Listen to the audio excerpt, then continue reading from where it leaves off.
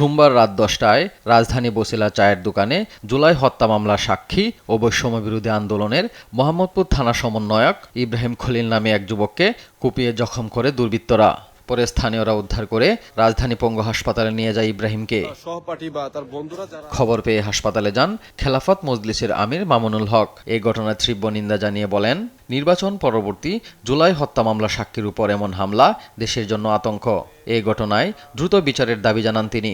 জুলাই হামলাকে কেন্দ্র করে একটি হত্যা মামলার একজন সাক্ষীর উপরে এই আক্রমণ, এটা অবশ্যই আমাদের জন্য দেশের জন্য খুবই আতঙ্কজনক একটি বিষয়। আমরা আশা করি যে এই ঘটনার সুষ্ঠু তদন্ত হবে এবং প্রকৃত দোষীদেরকে বিচারের সম্মুখীন করা হবে। জমি দখলের ঘটনার জেরেই এ হামলার ঘটনা ঘটতে পারে বলে প্রাথমিকভাবে ধারণা করছে পুলিশ। ভবিষ্যৎ হোক নিরাপদ, বিনিয়োগ হোক বিশ্বস্ত, আর আমার পছন্দ সল্ট বে।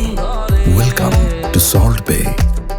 এখানে একটা ছোট জায়গা আছে, যে ওই জায়গাটা দখলে নিতে পারলে এই এলাকায় ছোটখাটো দোকানপাট বসে, ওইগুলোকে নিয়ন্ত্রণ করা যায়। এই আধিপত্যকে কেন্দ্র করেই মূলত এই জখমের ঘটনাটা ঘটেছে। সাথে সাথে আমাদের টিম পাঠিয়েছি এবং কারা এটা ঘটিয়েছে আমরা ইতিমধ্যে আইডেন্টিফাই করে ফেলেছি। এর আগে রাত 9:30টায় রাজধানীর কলাবাগান 16 নম্বর ওয়ার্ড বিএনপির সহ সাধারণ সম্পাদক শফিকুল ইসলামকে গুলি করে পালিয়ে যায় দুর্বৃত্তরা। পরে শফিকুলকে ঢাকা মেডিকেল হাসপাতালে নেওয়া হয়। এ সময় শফিকুল জানান, তার দোকানে বসে থাকা অবস্থায় অজ্ঞাত 10 থেকে 15 জন এসে চাঁদা দাবি করে বাধা দিতেই তাকে লক্ষ্য করে গুলি ছুড়ে। আমি আমার দোকানের সামনে বসা, কর্মচারীরা দোকানদারি করতেছে, এর মধ্যে 10-12 জন এসে বললো, কিরে তোরা টাকা দাস না কেন? তা আমি বললাম যে ভাই কিসের টাকা চান?